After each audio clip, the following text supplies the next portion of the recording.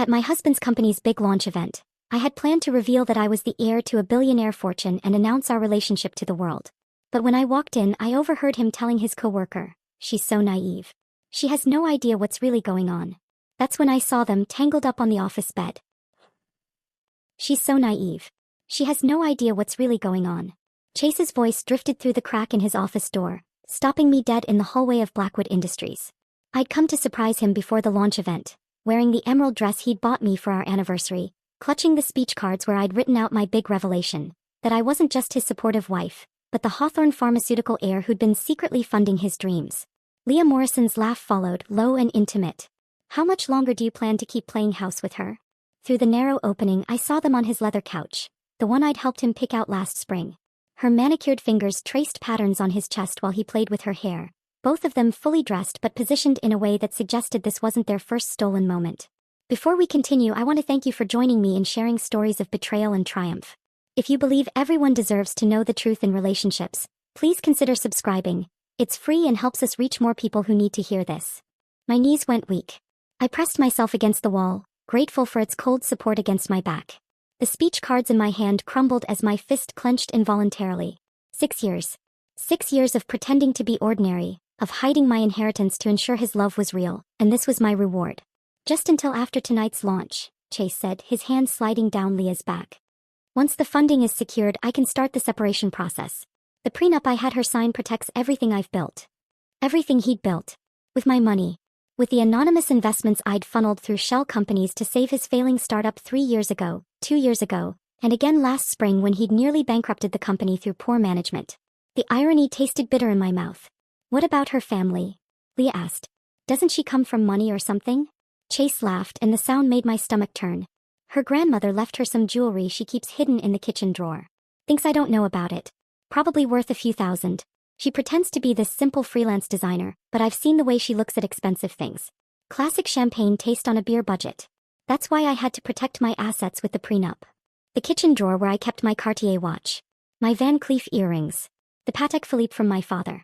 Items worth more than his entire company's quarterly revenue, hidden among mismatched spoons and expired coupons because I'd wanted him to love me for me, not for the Hawthorne billions that had been sitting untouched since my father died 2 years ago." "You're terrible," Leah said, but her tone suggested she found it charming. "What time should I meet you at the launch?" 7:30. "I'll introduce you to the board as our new head of research development." The position I told Brooke was going to Marcus from the Boston office. My hand found the wall again, needing its stability. Marcus didn't exist. I'd wondered about that name when Chase mentioned him last week, had even offered to help prepare his welcome packet. Chase had brushed me off, saying HR would handle everything. "And your wife won't suspect anything?" "Brooke." He said my name like it was something distasteful. "She'll be too busy playing the supportive wife role. He loves that stuff." Standing beside me, smiling for photos, pretending she understands what we do here. "I bought her that green dress specifically for tonight. She'll wear it because she always does what I expect." The green dress that hung in our closet, the one he'd surprised me with last month, saying it matched my eyes perfectly.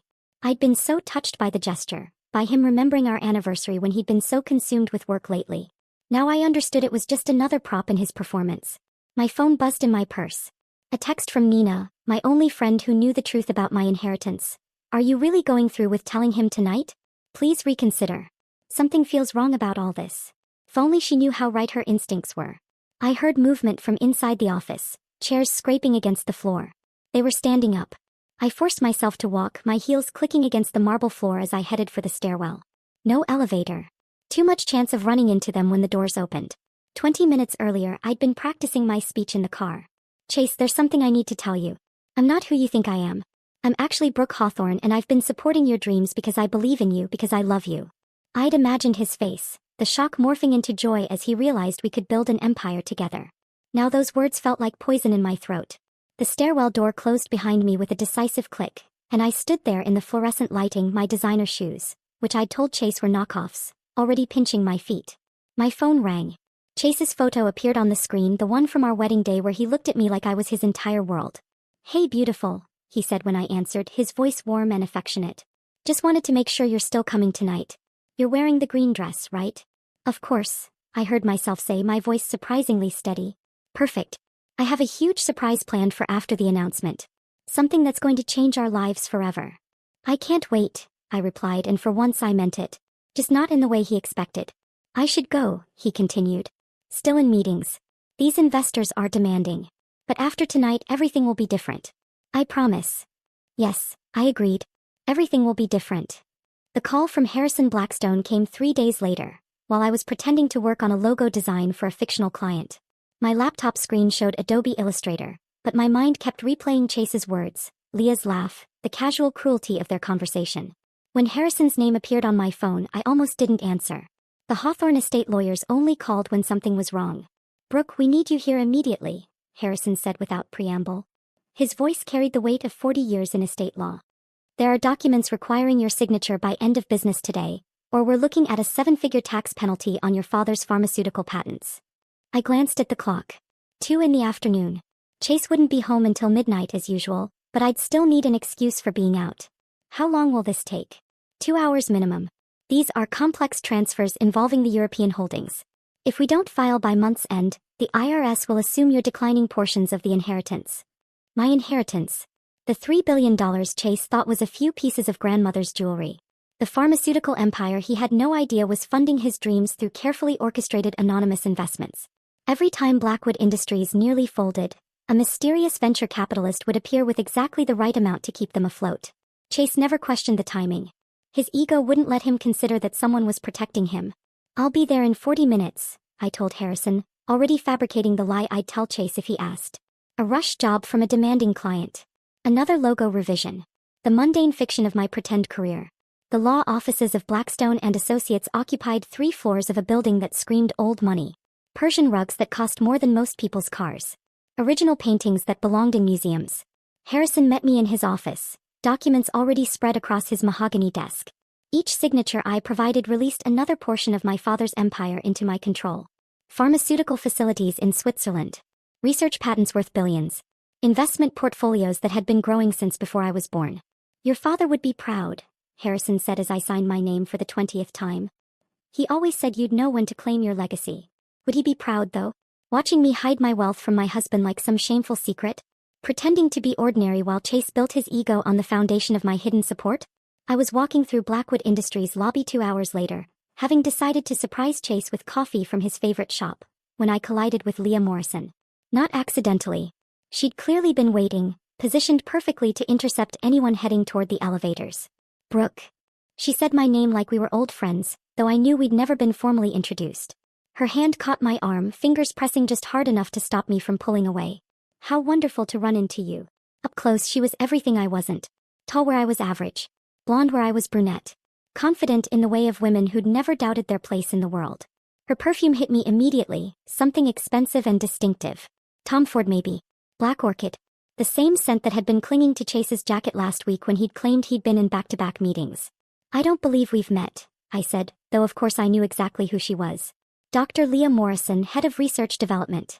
The woman whose fingers had been tracing patterns on my husband's chest 3 days ago. Oh, but I feel like I know you, she said, her smile showing too many teeth. Chase talks about you constantly. How devoted you are. How supportive. She paused, her eyes scanning my outfit. The deliberately modest dress from Target. The knockoff designer bag I carried to maintain my cover. It must be so hard having a husband who works such long hours. The sympathy in her voice was so fake it could have been manufactured in a laboratory. She squeezed my arm again and I caught another wave of that perfume. Definitely Black Orchid. Definitely the same scent that had been on Chase's clothes. He's dedicated to his work, I replied, keeping my voice neutral. Oh yes, very dedicated. Something flickered in her eyes. Amusement maybe. Or triumph. We were just in a meeting until 3 this morning. Strategic planning for the launch. Your husband has such stamina. The coffee in my hand felt suddenly heavy. 3 in the morning. He texted me at 11 saying he was heading home soon. Another lie to add to the collection I was building. I should go, I said, stepping toward the elevator. Of course. She released my arm but leaned in close, her voice dropping to a whisper. That's a lovely dress, by the way. Target has such nice things these days. She walked away before I could respond, her heels clicking against the marble with the confidence of someone who'd already won a game I hadn't known we were playing. I stood there holding the coffee that was growing cold, wondering how she knew where I shopped. Had Chase told her? Laughed about his wife's bargain hunting while they conducted their strategic planning sessions? The surprise got worse that evening. Chase's mother Eleanor arrived unannounced at 7, using the spare key we'd foolishly given her for emergencies. I was setting the table with my grandmother's Bernardin china, the set worth $30,000 that I'd told Chase I'd found at an estate sale for $200. Brooke, darling, Eleanor said, though her tone suggested I was anything but. She air-kissed my cheek while her eyes catalogued everything wrong with our penthouse. I was in the neighborhood. She lived in Connecticut. Nothing about Manhattan was her neighborhood. Chase isn't home yet, I said, though she already knew that. She never visited when her son was around to buffer her criticisms. Perfect. We can have girl talk. She settled into our living room like a queen granting an audience. This place is looking rather tired, isn't it? Perhaps after the launch, you can afford to redecorate. The penthouse was immaculate. I'd spent a fortune making it appear middle-class comfortable while hiding anything that might reveal my wealth. But to Eleanor, who knew nothing of my inheritance, we were simply not good enough. We're comfortable, I said, pouring her wine from a bottle I'd claimed was from Trader Joe's but had actually cost $300. Comfortable. She said the word like it tasted bad. Well, I suppose that's something. Though at your age I'd already given Charles 3 children. Chase isn't getting younger, you know. The children conversation. We had it every time she visited. What she didn't know was that Chase had been postponing that discussion for 2 years, always claiming we needed to be more financially stable first. Now I wondered if he'd been waiting until he could leave me for Leah. Speaking of suitable marriages, Eleanor continued, swirling her wine, I ran into Leah Morrison at the club yesterday. Such good breeding. Her father's in pharmaceuticals, you know. Old money. The kind of background that would complement Chase's ambitions perfectly. The wine glass trembled in my hand. She seems nice. Nice. Eleanor laughed. Darling, she's exceptional. Harvard Medical School. Published researcher. The kind of woman who understands Chase's work. Her eyes fixed on me with surgical precision. Not that you don't try, dear. But some things require a certain level of sophistication. I served dinner on my grandmother's china while Eleanor continued her monologue about Leah Morrison's virtues. Each piece I set down was worth more than Eleanor's monthly mortgage, but she saw only what I wanted her to see. Mismatched target plates. A middle-class wife playing dress-up in a world she didn't belong in. After she left, I was cleaning the kitchen when I found it. Chase's gym bag, forgotten in the corner behind the recycling. Inside, beneath his workout clothes, was a receipt that made my heart stop. The Ritz-Carlton, Boston. 2 nights. A king suite.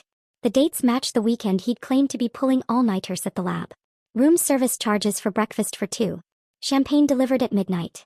When Chase finally came home at 11:30, I was still holding the receipt. How was Boston? I asked. He didn't even pause while hanging up his coat. What do you mean? I haven't been to Boston in months. I stood there holding the receipt while Chase hung up his coat, his lie about Boston hanging in the air between us like a physical presence. My hands weren't shaking anymore. They'd gone past that into a strange numbness that spread up my arms and into my chest. He walked past me toward the bedroom, loosening his tie, completely unaware that I held evidence of his deception in my hands. The next morning, I called in sick to my fictional freelance projects and did something I'd never done before. I followed my husband. He left at 8:30, normal time, normal routine. Kissed my cheek with lips that had probably kissed Leah in that Boston hotel room. Told me not to wait up because Tuesday meetings always ran late. Tuesday. I made a mental note. At noon, I positioned myself at a coffee shop across from Chez Laurent, the French restaurant where Chase claimed he could never get reservations. Through the window, I watched him arrive first, checking his watch, smoothing his hair. He'd changed shirts since this morning. The blue one I'd bought him for Christmas replaced with the gray one Leah had complimented at last month's company dinner. She arrived 10 minutes later, and the way his face lit up made my chest constrict. He stood to greet her, his hand lingering on her lower back as he guided her to their table. A corner booth, intimate and partially hidden from view. The waiter brought champagne without being asked. This was clearly their regular spot, their regular Tuesday routine. Her hand reached across the table, fingers intertwining with his while they looked at menus they probably knew by heart. She threw her head back laughing at something he said, and he watched her with an expression I recognized. The same way he used to look at me when we were dating, when I was still mysterious and exciting, before I became furniture in his carefully constructed life. When they left at 2:30, Chase helped her into her coat with such tenderness that I had to look away. His hands lingered on her shoulders, adjusting the collar, tucking a strand of hair behind her ear. The same gestures he'd once reserved for me, now performed on a sidewalk in broad daylight where anyone could see. Where his wife could see. I drove to Nina's apartment instead of going home. She took one look at my face and pulled me inside, already reaching for the wine. We sat on her couch, the same one where she'd helped me practice my revelation speech just 2 weeks ago, back when I thought my biggest problem was timing the announcement perfectly. I have to tell you something, Nina said suddenly, her hands twisting in her lap. I've been trying to figure out how to say this for weeks. The wine in my glass sloshed dangerously as I set it down. What? 3 weeks ago, I was downtown looking for a birthday gift for my mom. She was crying now, tears streaming down her face. I passed Cartier and through the window I saw Chase. He was with a blonde woman. He was trying on rings, Brooke. Engagement rings. The room tilted slightly. I gripped the couch cushion to steady myself. Leah. You know her. She works at Blackwood. Head of Research Development. The words came out mechanical like I was reading from a company directory. Harvard Medical School. Old money. Good breeding according to Chase's mother. Nina grabbed my hands, her own trembling. He was buying her a ring, Brooke. The sales associate was bringing out different settings. She was posing with each one, taking selfies. They looked so happy. I wanted to storm in there to scream at him, but I froze. I've been carrying this guilt for 3 weeks. I'm so sorry I didn't tell you sooner. An engagement ring. While he was still married to me. While he was still coming home to our bed, eating dinners I cooked, playing the devoted husband at company functions. The audacity of it stole my breath. When did you say this was? I asked, my mind racing through dates. 3 Tuesdays ago. Around 2 in the afternoon. Tuesday. Their regular day. Lunch at Chez Laurent followed by ring shopping. How romantic. How perfectly planned. I wondered if he'd already proposed, if she was wearing the ring somewhere I couldn't see it, or if he was waiting until after the launch. After he'd secured his funding and could dispose of me without risking his company. That night I waited until Chase was deeply asleep, his breathing even and heavy. His phone was charging on his nightstand, but I didn't need it. I had something better. Access to our joint accounts, the ones he didn't know I monitored through my own banking app. I sat at the kitchen table with my laptop, the screen brightness turned down low, and started digging. There they were, small transfers every week. 500 here, 700 there, always to the same account number I didn't recognize. The transfers had been happening for over a year, labeled as investment planning or portfolio diversification. $50,000 systematically moved out of our joint savings. But I knew those patterns. I'd managed hundreds of millions in Hawthorne funds, had seen every type of financial maneuvering possible. This wasn't investment planning. This was an exit strategy.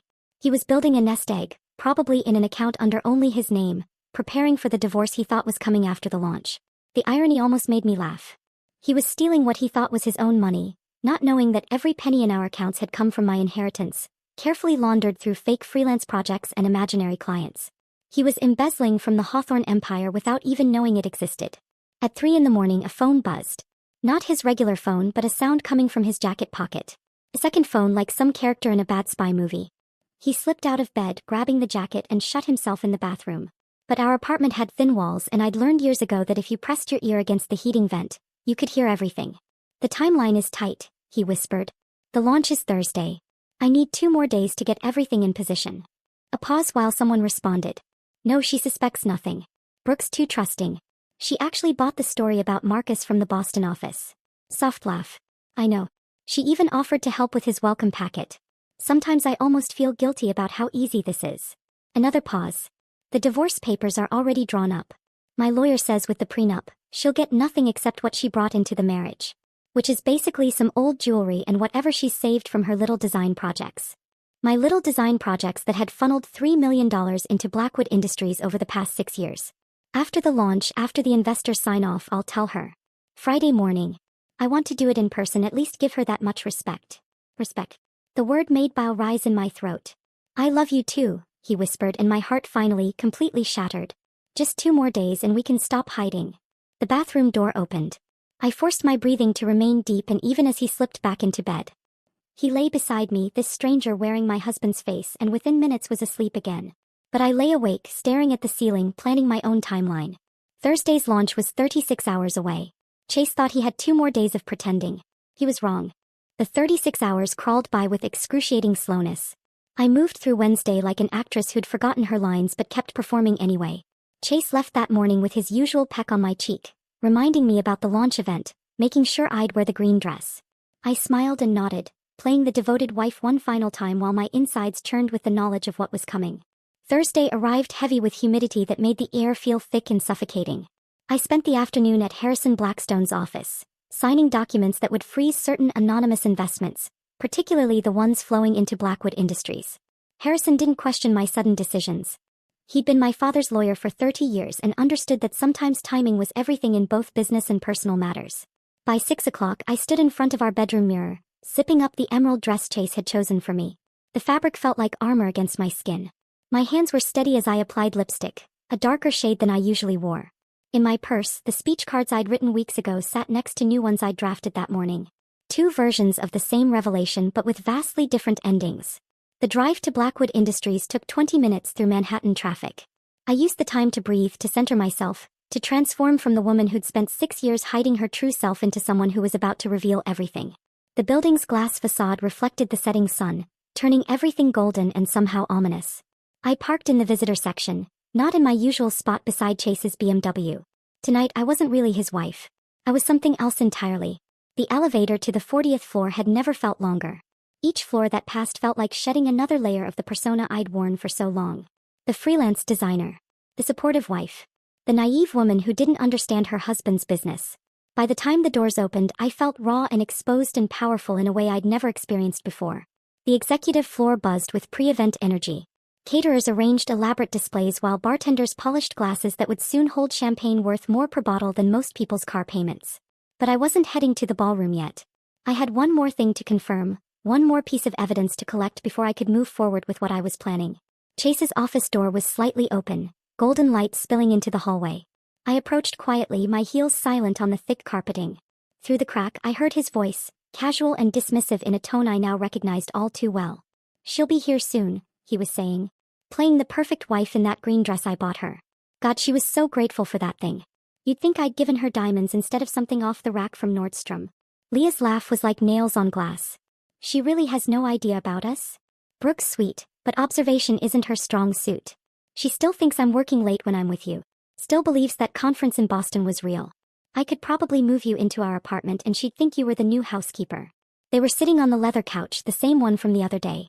Leah's shoes were off, her feet tucked under her while she leaned against Chase's shoulder. On her left hand, catching the light from his desk lamp, was a ring. The engagement ring Nina had seen him buying. He was already wearing it, just on the wrong hand for now. "After tomorrow's divorce conversation, we won't have to hide anymore," Chase continued, his fingers playing with her hair. "I've got everything lined up. The prenup protects all my assets. She'll get what she came in with, which is basically nothing. Some jewelry from her grandmother that she thinks I don't know about. Maybe $50,000 if she's been saving from her design work." "And the company?" Leah asked. "Once tonight's launch succeeds and the investors sign off, Blackwood will be valued at over $100 million. None of which she can touch thanks to that prenup." She was so eager to prove she wasn't after my money that she signed it without even having a lawyer look at it. The irony of that statement nearly made me laugh out loud. The prenup protected his assets, yes. But it also protected mine. Every anonymous investment, every shell company transfer, every penny of the Hawthorne fortune remained solely in my control. He'd been so focused on protecting himself from a gold digger that he'd never considered he might be the one digging. I backed away from the door and walked to the executive bathroom. The one with marble counters and individual stalls that locked properly. I stood at the sink, meeting my own eyes in the mirror. The woman staring back wasn't the same one who'd practiced speeches about love and partnership. This woman had sharper edges, clearer vision, and a plan that was about to unfold. I called Harrison from the bathroom, keeping my voice low but firm. "Execute the transfers we discussed. All of them. Immediately." "Are you certain?" "Once I do this, it can't be reversed." "I'm certain." Next, I called the security firm I'd contacted earlier that week. "Mercury Security? This is Brooke Hawthorne. I need your team at Blackwood Industries within the hour. Discreet positioning but visible when I give the signal." "Understood, Ms. Hawthorne. We'll have 6 operatives in place." I touched up my lipstick, adjusted the emerald dress one final time and walked toward the ballroom. The transformation was complete. I wasn't walking in as Chase's naive wife. I was walking in as Brooke Hawthorne, heir to a pharmaceutical empire, about to reclaim my power in the most public way possible. The ballroom doors were open, revealing a sea of Silicon Valley elite mixed with New York old money. Investors, board members, journalists, and influencers, all here to celebrate Blackwood's triumph. They turned as I entered, many recognizing me as Chase's wife, offering warm smiles and congratulations. Board member Richard Klein approached immediately, his wife Margaret beside him. "Brooke, you must be so proud," Richard said, clasping my hand. "Chase has built something remarkable." "Yes," I agreed, my smile perfectly calibrated. "Tonight's certainly going to be remarkable." Margaret leaned in conspiratorially. "He's lucky to have such a supportive partner. Behind every successful man, right?" "Sometimes," I replied, accepting a champagne flute from a passing waiter. "The woman isn't behind him at all. Sometimes she's been in front the whole time and he just didn't notice." They laughed, taking it as a joke. If only they knew how literal I was being. I moved through the crowd, accepting congratulations and praise for Chase's success, each compliment adding fuel to the fire burning in my chest. Several people mentioned how fortunate Chase was to have me, how my support must have meant everything during the difficult early years. More than you know, I told each of them, smiling wider with every passing minute. The champagne flute felt weightless in my hand as I watched the crowd shift and swirl around the ballroom like schools of expensive fish. Through the floor-to-ceiling windows, Manhattan glittered below us, unaware that 40 floors up, a marriage and a company were about to implode in front of 300 witnesses. The lights dimmed slightly and Chase appeared at the podium, his confidence radiating across the room. He looked every inch the successful CEO in his tailored Tom Ford suit, the one I'd bought him last year with Hawthorne money he didn't know existed. Behind him, a massive screen displayed the Blackwood Industries logo, sleek and modern, built on lies and anonymous investments from a wife he thought was nobody special. Ladies and gentlemen, Chase began, his voice carrying that practiced warmth he deployed at investor meetings. Tonight marks the culmination of 6 years of innovation, dedication, and breakthrough science. Blackwood Industries stands ready to revolutionize genetic therapy, and we couldn't have done it without each and every one of you. The crowd applauded politely. I noticed Leah positioning herself near the stage, close enough to be seen but not so close as to appear presumptuous. She'd changed since this afternoon, now wearing a black cocktail dress that probably cost more than she supposedly earned in a month. The engagement ring was gone from her right hand, likely hidden in her purse until the appropriate moment. Chase continued his speech, outlining projections and market opportunities, using words like synergy and paradigm shift that made investors reach for their checkbooks. He was good at this, I had to admit. The performance, the commanding presence, the ability to make people believe in his vision. He just hadn't realized his entire vision had been funded by the woman he'd called naive 4 hours ago. Before we continue with the technical presentation, Chase said, his smile broadening, I want to take a moment to thank someone very special. My wife, Brooke, who has been my rock throughout this journey. Sweetheart, would you come up here? The crowd turned to me, applauding warmly. This wasn't part of the script, at least not the one I'd prepared for. But Chase loved his gestures, his public displays that made him look like the devoted husband. I set down my champagne and walked toward the stage, my heels clicking against the marble floor with metronomic precision. Each step felt like walking toward my own execution and my resurrection simultaneously. Chase extended his hand to help me up the 3 steps to the stage. His palm was dry and warm, the hand of someone utterly confident in his control of the situation. He pulled me close, kissing my cheek for the cameras that were already flashing. Isn't she wonderful? He said into the microphone, his arm around my waist possessively. 6 years of supporting my dream, never complaining about the late nights or the endless meetings. I couldn't have done this without her. The irony of that statement nearly made me laugh. He literally couldn't have done it without me, just not in the way he was implying. The crowd applauded again, and I saw several board members' wives dabbing at their eyes, moved by this display of marital devotion. Actually, I said, my voice carrying across the room before Chase could continue, I have something I'd like to share as well. Chase's arm tightened around my waist, but his smile never wavered. Of course, darling, he said, though I caught the flash of annoyance in his eyes. This wasn't planned. I wasn't supposed to speak. I gently extracted myself from his grip and took the microphone. The weight of it felt right in my hands, like a weapon I'd been waiting to wield. The room fell silent, hundreds of faces turned up toward the stage, expectant and curious. Thank you all for being here tonight, I began, my voice steadier than my heartbeat. This is indeed a momentous occasion and I'm honored to be part of it. Chase is right that I've been supporting his dream for 6 years. What he doesn't know is exactly how much support I've been providing. A ripple of confusion passed through the crowd. Chase's hand touched my elbow, a warning disguised as affection. You see, I continued, stepping away from his reach, Chase has had an anonymous investor these past 6 years. Someone who believed in his vision enough to invest millions when banks wouldn't lend him a penny. Someone who saved Blackwood from bankruptcy not once, not twice, but 3 times. The confusion in the room shifted to interest. Phones appeared in hands, sensing something newsworthy was happening. Chase's face had gone very still, the kind of stillness that precedes either flight or fight. That investor, I said, looking directly at Chase now, was me. Brooke Hawthorne, sole heir to Hawthorne Pharmaceuticals, and the woman you called naive this afternoon while you were wrapped around Leah Morrison on your office couch. The gasp that went through the room was almost physical, like all 300 people had inhaled simultaneously. Chase's mouth opened, closed, opened again like a fish suddenly removed from water. His hand shot out to grab the microphone, but I stepped back, keeping it out of his reach. That's ridiculous, he managed to say, his voice carrying even without amplification. Brooke, what are you doing? I pulled out my phone, connecting it to the presentation system with the click of a button. Harrison Blackstone had arranged this technical capability yesterday, ensuring I could display whatever I needed on the massive screen behind us. The first document appeared. Bank records showing transfers from Hawthorne Holdings to Blackwood Industries, dated and documented, millions of dollars flowing from my inheritance into Chase's company. Every major funding round, I said, my voice growing stronger with each word, every emergency injection of capital, every bridge loan that kept this company alive came from Hawthorne money. My money. The money Chase didn't know I had because I wanted to be sure he loved me for myself, not my inheritance. The screen changed to show a photo Harrison had provided. My father and me at a Hawthorne board meeting 5 years ago, clearly identifying me as his daughter and heir. Then another document. The shell company paperwork showing how the investments had been structured to remain anonymous. Leah had started moving toward the exit, but the Mercury security personnel were already in position, their presence subtle but effective. She stopped, trapped between the crowd and the security team, her face pale under the ballroom lights.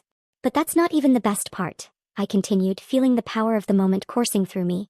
This afternoon, while preparing for tonight's event, I discovered some interesting financial irregularities. It seems someone has been moving money out of Blackwood's operational accounts into personal holdings. Someone has been billing personal expenses as company costs. Someone has been committing what I believe the FBI would call embezzlement and fraud. The screen filled with the evidence I'd gathered over the past 3 days. The doctored invoices, the suspicious transfers, the Boston hotel bill charged to the company as a conference expense, when no conference existed. Chase's face had gone from pale to gray, his hands gripping the podium like it might keep him from drowning. Security, someone called out from the crowd. Someone call security. But the security team was mine, and they weren't moving except to keep the exits controlled. The crowd had become a living thing, phones raised, recording everything, the silence replaced by urgent whispers and the rapid-fire clicking of photos being taken.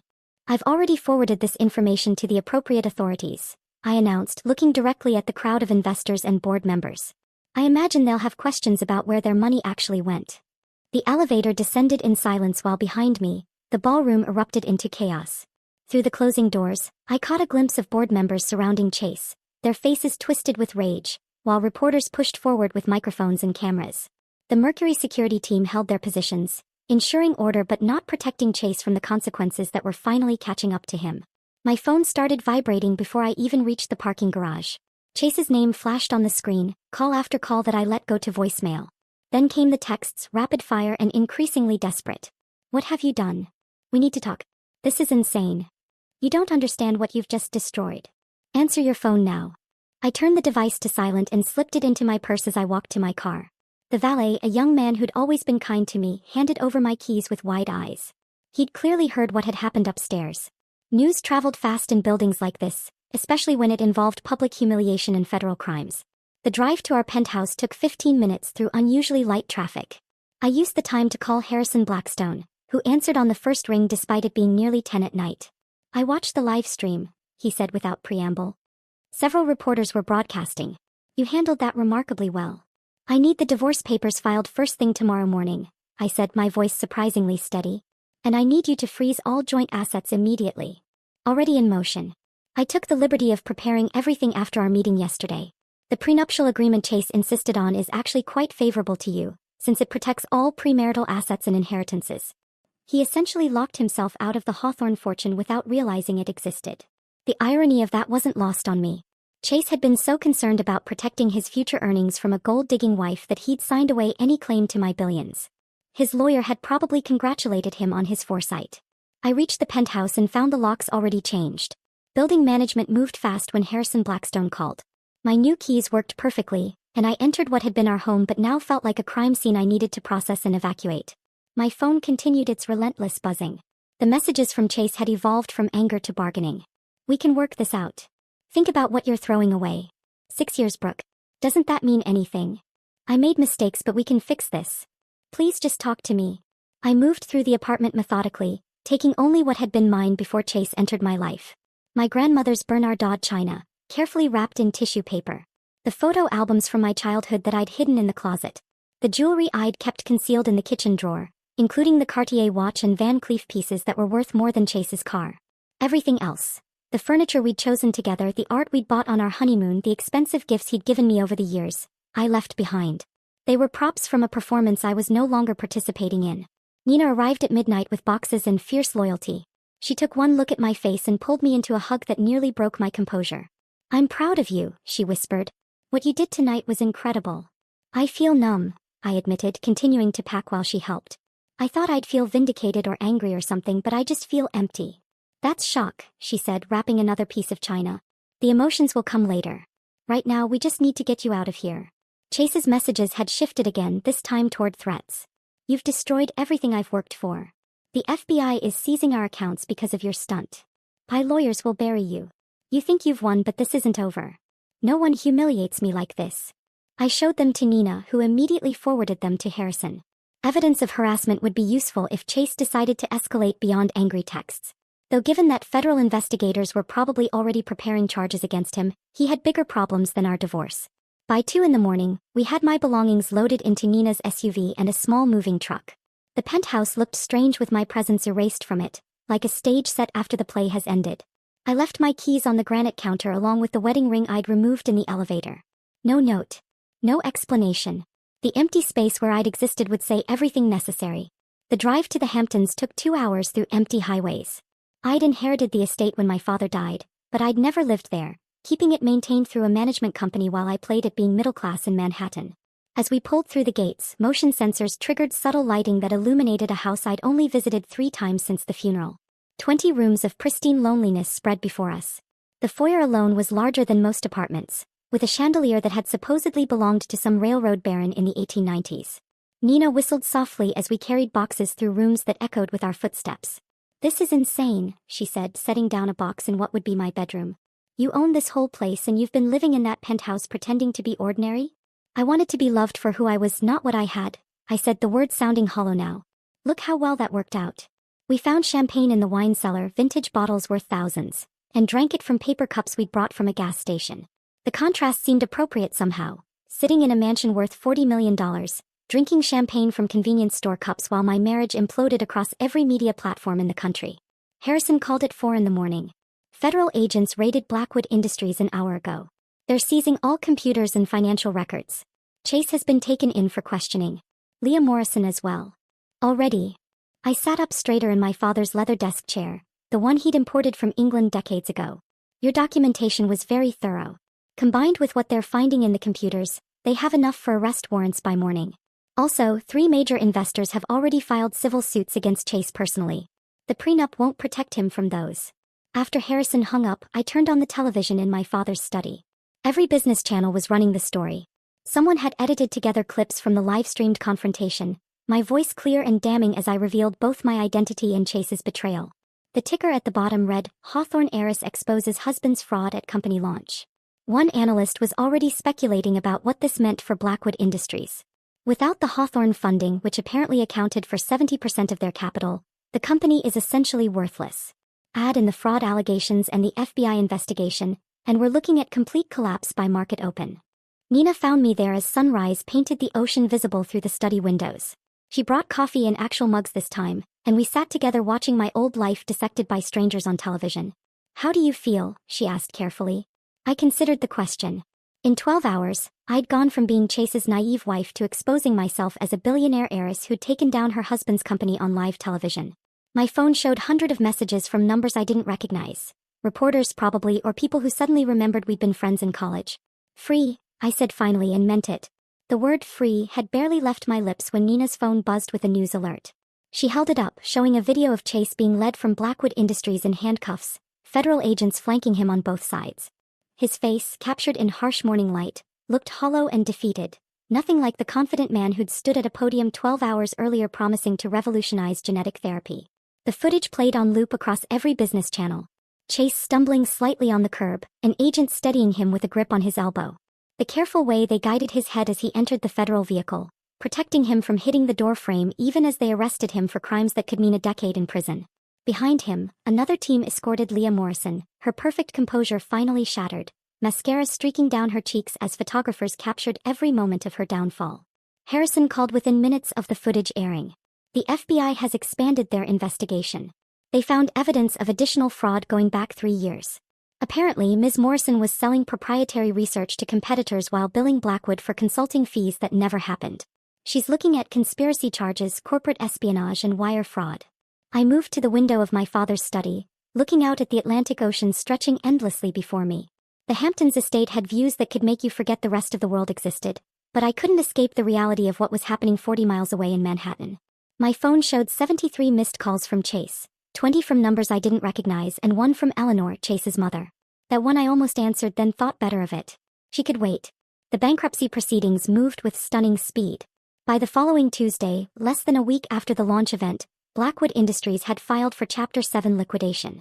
The investors who'd threatened civil suits had frozen what few assets remained, and without the Hawthorne funding that had kept it afloat, the company collapsed like a house built on sand. Harrison arranged for Hawthorne Pharmaceuticals to bid on the patents and research assets. A formality really, since no other company wanted to touch anything associated with the scandal. "We're offering $10 million for the entire patent portfolio," Harrison informed me during a meeting in the estate's formal dining room, papers spread across a table that could seat 20. "The research is actually quite valuable, properly managed. The scientists did good work despite the leadership failures. Make sure the research team knows they'll have jobs if they want them," I said, signing the acquisition papers. "They didn't create this mess. They shouldn't suffer for Chase's crimes." The auction itself took place in a sterile conference room in Lower Manhattan. I didn't attend, but Harrison's associates sent updates. Chase's executive team watched their life's work get carved up and sold for pennies on the dollar. The legitimate assets went to Hawthorne. The office furniture and equipment went to liquidators. The executive floor's expensive furnishings, including Chase's precious awards and diplomas, sold for less than $1,000 total. Eleanor finally reached me on day 8, after I'd ignored 6 voicemails that progressed from demanding to desperate. She showed up at the estate's gates unannounced, forcing me to decide whether to let her in or leave her standing there like a door-to-door salesperson. Against my better judgment, I had security escort her to the front entrance. The woman who walked into my father's study bore little resemblance to the Eleanor who'd criticized my housekeeping and questioned my worthiness as her son's wife. Her usually perfect hair hung limp, her designer clothes looked slept in, and her eyes held the kind of desperation I recognized from people who'd lost everything they thought mattered. "Please," she said before I could speak, sinking into the chair across from my desk without being invited. "You have to help him. You have to tell them this is all a misunderstanding." "There's no misunderstanding, Eleanor. Your son embezzled funds, committed fraud, and destroyed the lives of hundreds of employees who trusted him.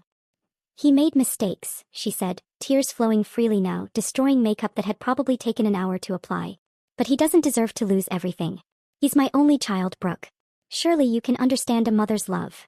I thought about all the dinners where she'd compared me unfavorably to Leah Morrison. The constant suggestions that Chase had married beneath himself. The subtle and not-so-subtle insults about my supposed middle-class background. But looking at her now, broken and begging, I felt something I hadn't expected. Not forgiveness, certainly not that, but a kind of weary pity. "I can't help Chase," I said firmly. "He created this situation through his own choices. But I can ensure your personal trust fund remains protected from the civil suits. The one your late husband established. It's modest, but it will keep you comfortable." She sobbed harder, whether from relief or continued desperation I couldn't tell. After she left, Nina found me standing at the window again, watching the sun set over the ocean. "That was more generous than she deserved," Nina observed. "She's a bitter, selfish woman who raised a son in her image," I replied. "But she doesn't deserve to be homeless because Chase turned out exactly like she taught him to be." The final satisfaction came 2 weeks later when I personally supervised the renovation of Blackwood's executive floor.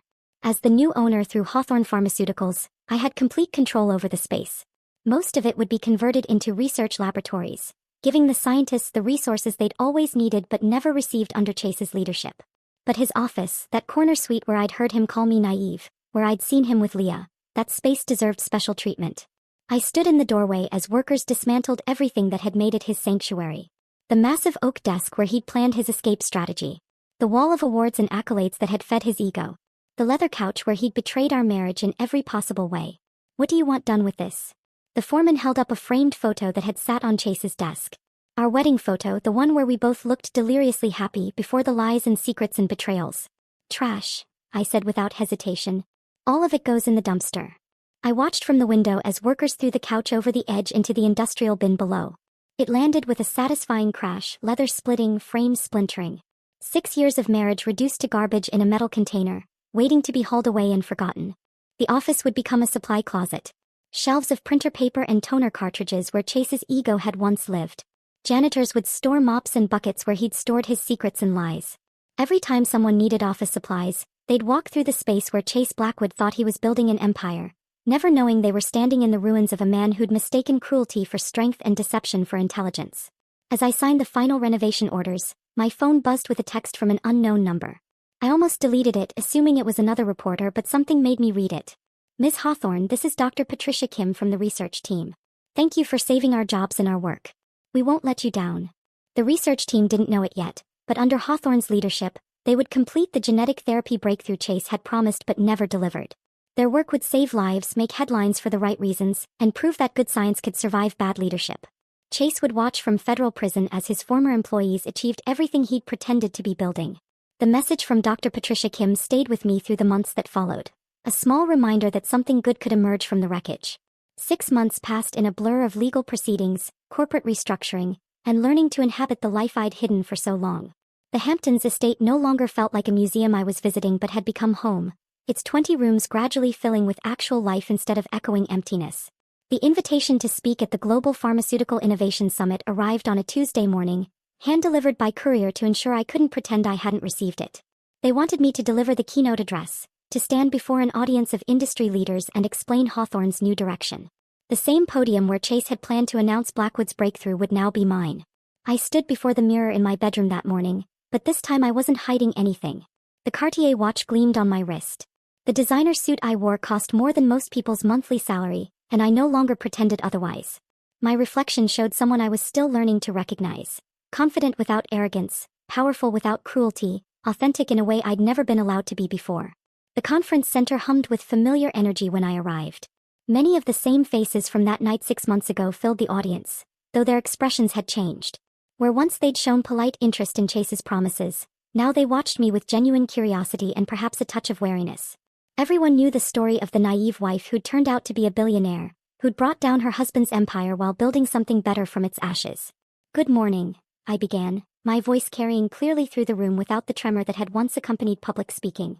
6 months ago, many of you witnessed what happens when ambition operates without ethics, when success is built on deception rather than genuine innovation. Today, I'm here to show you what we've built instead. The presentation outlined Hawthorne's transformation. Not just the acquisition of Blackwood's research, but a complete restructuring of how pharmaceutical development could work. Profit sharing for every employee from janitors to lead scientists. Anonymous ethics reporting that actually resulted in action. Open source sharing of certain research to advance the field rather than just our bottom line. We've proven that ethical business isn't just morally correct, I continued, clicking through slides showing our latest breakthrough. The gene therapy Chase had promised but never delivered, now actually working in clinical trials. It's also more profitable. Our researchers are more innovative when they're not afraid. Our partnerships are stronger when built on transparency. Our innovations are more meaningful when they're designed to help people rather than just generate revenue. Nina stood at the side of the stage, now my chief operating officer, wearing a suit that probably cost more than she'd made in a year at her old job. She'd earned every penny of her new salary, helping me transform Hawthorne from my father's traditional pharmaceutical company into something revolutionary. When I introduced her, the applause was genuine. Everyone in the industry knew her story.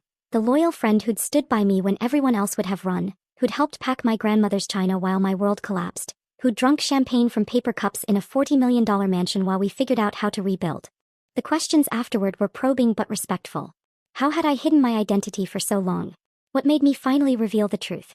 Did I regret the way it had happened? I answered honestly, admitting that living a double life had been exhausting, that love had made me do foolish things, that sometimes the truth needs a dramatic reveal to be believed. 3 hours later, I was walking toward my car when I saw him. Chase stood outside the federal courthouse 2 blocks away, his lawyer beside him, both in dark suits that couldn't hide the defeat in their postures. The sentencing had been that morning. I'd known but chosen not to attend. Seeing him now was like spotting a ghost of someone who'd once mattered but had become irrelevant. He saw me at the same moment and froze. 5 years of minimum security had just been handed down, the judge apparently unmoved by his lawyer's arguments about first-time offenses and previous good character. He'd serve at least 3 before possibility of parole. His lawyer tried to guide him away, but Chase pulled free and walked toward me with the determined stride of someone with nothing left to lose. "Brooke," he said when he was close enough that I could see the lines around his eyes, the gray threading through his hair that hadn't been there 6 months ago. I waited, saying nothing, giving him no encouragement or acknowledgement beyond meeting his gaze. "I just wanted to say," he paused, seeming to search for words that might matter. "You destroyed everything." "No," I replied calmly. "I revealed everything. There's a significant difference. You planned it all along. Hiding who you were, waiting for the perfect moment to humiliate me." I almost laughed at his narcissism, still intact despite everything. You're still trying to make yourself the victim in this story. I hid who I was because I wanted to be loved for myself. You hid who you were because you were planning to rob me. We are not the same. He stepped closer and I saw his lawyer tense, probably worried about violating some court order. You were so naive, he said, echoing the words that had started everything. You actually believed in love. You were right about one thing, I said, my voice steady as granite. I was naive. But naivety can be cured with experience. What you have, the selfishness, the cruelty, the complete inability to value anything beyond yourself, that's terminal. His face flushed red, but before he could respond, his lawyer grabbed his arm and forcibly walked him away. I watched them go, feeling nothing but a vague sense of closure. Chase would spend the next 5 years in federal prison, then emerge to find an industry that had moved on without him, where his name was synonymous with scandal rather than success. That evening, I sat in my father's study as sunset painted the ocean in shades of amber and gold. In my hands was the letter he'd left with the estate documents, one I'd read 100 times but only now truly understood. My dearest Brooke. It began in his precise handwriting. If you're reading this, then you've finally claimed your inheritance. Not the money, that's just numbers and accounts, but the responsibility that comes with it. I kept this from you not because I didn't trust you, but because I wanted you to discover who you were without its weight. True wealth isn't what you inherit, it's what you become when tested. The money can be lost, stolen, or squandered. But the person you become through trial and triumph, that's yours forever. I believe you'll become someone remarkable. Love always, Dad. The letter trembled slightly in my hands as tears I hadn't expected blurred the words. Through the window, the ocean stretched endlessly, and somewhere beyond the horizon, the future waited. Not the future I'd planned with Chase, built on lies and hidden identities, but something real and solid and entirely my own. Tomorrow, the research team would present their latest findings. Next week, we'd announce 3 new partnerships with companies that shared our values. Next month, the first patients would receive the gene therapy that might save their lives. The empire I'd inherited had become something greater than my father had imagined, not just profitable but purposeful. Some women inherited fortunes and spent them. Others inherited fortunes and hid them. I'd done both and learned that neither brought happiness. True satisfaction came from using that fortune to build something meaningful, surrounded by people who valued loyalty over pedigree and truth over appearance. If this story of calculated revenge kept you on the edge of your seat, hit that like button right now. My favorite part was when Brooke revealed her identity as the Hawthorne heir at the launch event, watching Chase's face drain of color as he realized his naive wife had been funding his dreams all along. What was your favorite moment of sweet justice? Drop it in the comments below. Don't miss more thrilling stories like this. Subscribe and hit that notification bell so you never miss an upload.